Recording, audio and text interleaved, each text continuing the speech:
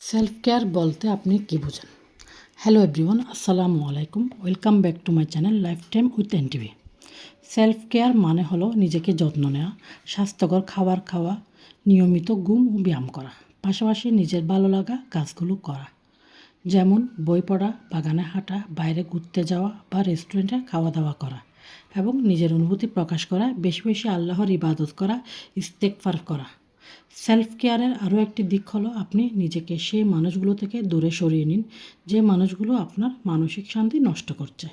যে মানুষগুলো আপনার মানসিক শান্তি অনবরত নষ্ট করছে সেই মানুষগুলোর সাথে দূরত্ব বজায় রাখা শ্রেয়, যাতে তারা আপনার আর কোনো মানসিক ক্ষতি করতে না পারে, আপনাকে কষ্ট দিতে না পারে। এই জিনিসটি কিন্তু সেলফ কেয়ারের বড় একটি দিক।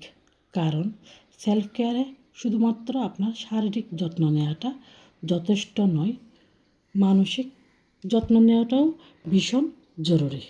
আল্লাহ হাফেজ।